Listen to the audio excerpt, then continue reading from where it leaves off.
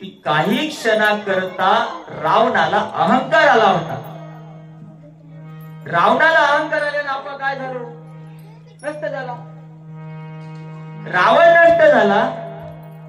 मग रावण नष्ट झाल्यानंतर पुन्हा आणखी काही क्षणाकरता पृथ्वी मातेला अहंकार आला. पृथ्वी माता कोणती? नाव नाही घ्यायलो कोणाचं, जमिनीचं नाव आहे पृथ्वी माता. नाही तर पुन्हा माझ्यासोबत भांडण. माझं नाव होतं, तुम्ही नाव घेत. शिवहार शिवहार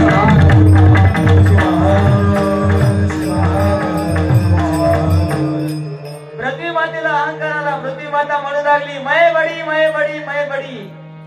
पण त्या ठिकाणी शेषनाग उपस्थित झाले असताना शेषनाग म्हणाले तू काय की बडी, तू तो मेरे माते पे खडी.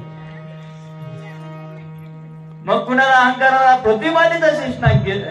पृथ्वी मातेचा अहंकार गेला, शेषनागाला अहंकार आला. शेषनागाला अहंकार आल्या बरोबर शेषनाग म्हणाले मैं बडा. त्या ठिकाणी कोणी उपस्थित झाले? भगवान शंकर उपस्थित झाले. भगवान शंकर काय म्हणले माहिती का? तू काय का बडा, तू मेरे गले में पडा. तर भगवान शंकर उपस्थित झाल्यानंतर भगवान शंकरांना वाटलं आता शेषनागापेक्षा कोण मोठा आहे? मीच मोठा आहे. भगवान शंकर म्हणू लागले की मैं बडा. पण भगवान शंकराला कोण काय म्हणलं माहिती का? भगवान शंकरांना रावण म्हणाला तू काय का बडा, तेरा तो कैलाश पर्वत मैंने खडा की खडा. म्हणजे रावणानं भगवान शंकराचा कैलाश पर्वत सुद्धा ध्वंस केला होता आणि आत्मलिंग घेऊन गेला होता. करू आरती शिवाला, त्या आरतीमध्ये म्हणलेलं आहे दैवत्व दिले हरीला आत्मलिंग रावणाला.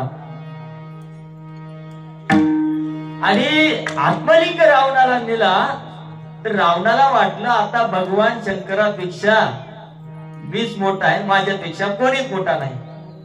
पण त्या ठिकाणी कोण आलं? राम आला. आणि राम आला. राम काय म्हणाला? रावण म्हणू लागले मैं बडा. पण मैं बडा म्हणल्यानंतर राम आला तर राम म्हणाला तू काय का बडा, तू तो मेरे एक पान से उडा. मग रावण एका बाणामध्ये उडाला तर मग अहंकार कोणाला आला? नंतर रामाला. राम म्हणला मैं बडा. तर रामाला अहंकार आल्यानंतर राम म्हणला मैं बडा. हनुमंत त्या ठिकाणी उपस्थित झाले. हनुमंत म्हणले तू काय का बडा, तू तो मेरे हृदय में पडा. हनुमंत म्हणल्या बरोबर तर तुम्ही मला सांगा सगळ्यात मोठं कोण आहे? संत कबीरजी सांगतात भगवान से बडा भक्त. भक्त कसा आहे? भगवंतापेक्षा मोठा आहे. कबीरदास महाराज सांगतात भगवान से बडा कोण आहे? तो भक्त आहे. भक्त असल्यानंतर म्हणून काय सांगितलेलं आहे? भगवान से बडा भक्त सांगितलेला आहे. आणि अहंकार आपल्याला कधी आला नाही पाहिजे. त्यासाठी देवाला दान मागत असताना आपण दान काय मागायचं? धनद्रव्य नको देवा, संताची पायी ठेवा. शिवसंत लक्ष्मण महाराज असतील, तुकाराम महाराज असतील, ज्ञानेश्वर महाराज असतील, संत मनमत माऊली असतील, संत शिवदास माऊली असतील, यांनी ज्या मार्गाने गेले त्या मार्गाने आपण काय करायचं? जायचं आहे. संतांनी जो रस्ता आपल्याला दाखवलेला आहे त्या रस्त्याने आपण दाखवलेला आहे. म्हणून आपण म्हणतो बघा संत या जगाला हवे, संत या जगाला, संत या जगाला हवे, संत या जगाला. शिवलिंग गुरु संत हवे या जगाला, शिवलिंग गुरु संत हवे या जगाला, संत या जगाला हवे, संत या जगाला, संत या जगाला हवे, संत या जगाला, शिवलिंग गुरु संत हवे या जगाला, शिवलिंग गुरु संत हवे या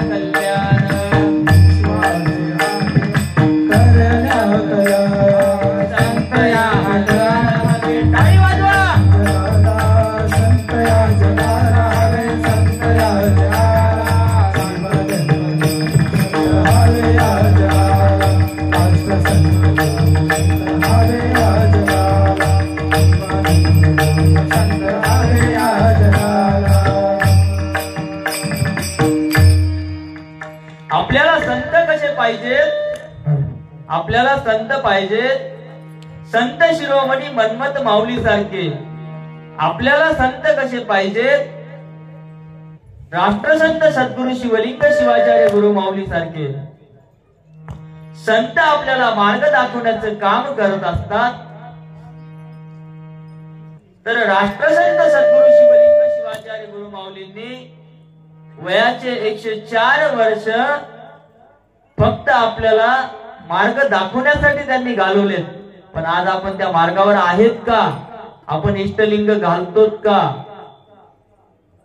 नाही घालत.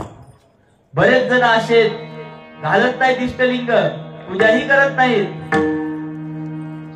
आता मी काही जागेवरच काही गावांचं नाव तर एवढं ऐकतो, सांगूच नका. ते म्हणतात खूप लोक तिथले पण इष्टलिंगाची पूजाच करत नाही. आता ते बाबा आले, कोणते तरी बाबा, ते सांगायले महादेवाला जा, काय करा ते 16 सोमवार. इथं बंका उठलाय त्या महादेवाच्या मंदिरामध्ये. दर्शन घ्यायला जागा नाही हो. दर्शनाला गेलं तर लवकर दर्शन भेटतं. आता मी जात असतो आमच्या नांदेडला चैतन्यनगरला शिव मंदिर आहे, तिथं आमचे स्वामी आहे काशीनाथ स्वामी म्हणून. तिथे गेलं सोमवारी असा एवढा गर्दा राहते, दर्शनच होईना, एवढा गर्दा. आणि इथं गळ्यात इष्टलिंग आहे, त्याला कधीच कोणी विचारणार. इष्टलिंगाला कधीच कोणी विचारणार. पण इष्टलिंग ही आपल्याला सर्व काही देतो. हे अहमदपूरकर माऊलींनी आपल्याला सांगितलेलं आहे. देतो तर आपण काय करायचं? मन एकाग्र होऊन त्या लिंगाला आपण मागितलेलं आहे, मागितलं पाहिजे. लिंगाष्टकामध्ये सांगतात बघा, लिंगाची पूजा आपण फक्त आपणच करत नाही, देवी देवतांनी सुद्धा लिंगाची पूजा केली होती. ब्रह्म मुरारी सुराजित लिंगम निर्मल भासित शोभित लिंगम जन्मज दुःख विनाशक लिंगम तत्प्रणमामि सदा शिवलिंगम. लिंगाची पूजा कोणी कोणी केली? ब्रह्मदेवाने लिंगाची पूजा केली. ब्रह्मदेवानंतर सूर म्हणजे विष्णू, विष्णू सुद्धा लिंगाची पूजा केली. रावणाने सुद्धा लिंगाची पूजा केली. तर प्रत्येक देवी देवतांनी जर लिंगाची पूजा केली असेल तर आपल्याला काय लाज आहे हो त्याच्यात? आता मी माझ्या एका मित्राला म्हणलं, तुझ्या गळ्यात लिंग असून तू का पूजा करत नाहीस? तो काय म्हणला मला? म्हणला महाराज मला ते लिंग गळ्याला टोचते. टोचते? बरं तुमच्या गळ्यात तुम्ही लिंग घालता तर तुम्हाला लिंग टोचते, तर मग तुमचा आत्मलिंग कसा जागृत होणार? जो आत्मलिंग आहे, आता हा लिंग गळ्यात घातलाय, हृदयाला स्पर्श झाला तर आत्मलिंग जागृत होईल ना. लिंगाचे प्रकार किती आहेत? इष्टलिंग, प्राणलिंग, भावलिंग, जंगमलिंग, गुरुलिंग. गुरुलिंग कोणता? गुरुची पूजा करणं, गुरुचं दर्शन घेणं गुरुलिंग. जन्माची पूजा म्हणजे जंगमलिंग. शिवाची पूजा, लिंगाची पूजा म्हणजे शिवाची पूजा. शिवलिंग, इष्टलिंग, त्रिकाळची पूजा करतो आपण. 6 वेळेस सांगितलेली, आज तर कोणाच्या होईन असो या कलियुगामध्ये सध्या 6 वेळेस पूजा सांगितली. 6 प्रहराची. सकाळी 6 वाजल्यापासून रात्री 12 वाजेपर्यंत 6 प्रहर आहेत.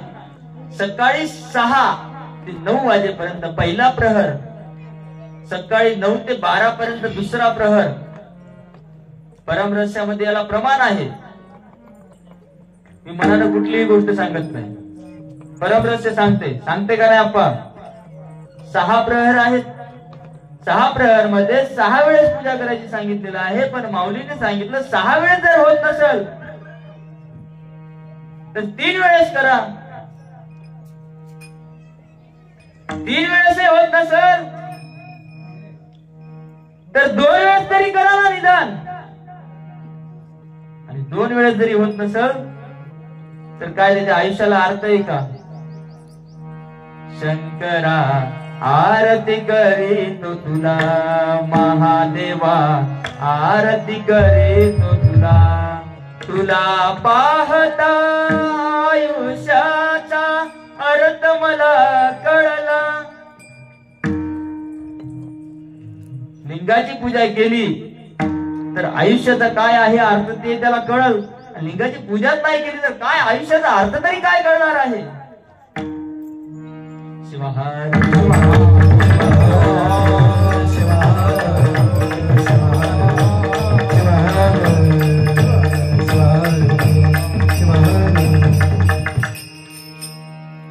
तर मग लिंगाची पूजा करा. सर्वांनी लिंगाची पूजा केली पाहिजे.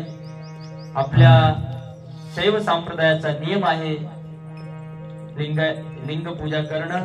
लिंग पूजा प्रत्येकाने केली पाहिजे. तुम्ही करा, मी कोणाला नाही म्हणत नाही. कुठल्याही देवाचं करा. शेवटी देव हा एकच आहे. रूप अवतार वेगळे आहेत. फक्त माणूस श्रद्धा कुठे ठेवतो त्याच्यावर आहे. तर त्यासाठी लिंग पूजा करा. पण देवाला, लिंगाला, देवाला, महादेवाला, कुठल्याही देवाला मागं काय मागायचं आहे. पण कसं मागायचं, त्याचं नाम मुखामध्ये असलं पाहिजे. आणि नाम मुखामध्ये असल्यानंतर आपल्याला देवाचा विसर पडणार नाही. म्हणून काय केलं, अभंगाचं दुसरं चरण. धनद्रव्य धनद्रव्य द्रव्य द्रव्य धनद्रव्य नको देवा.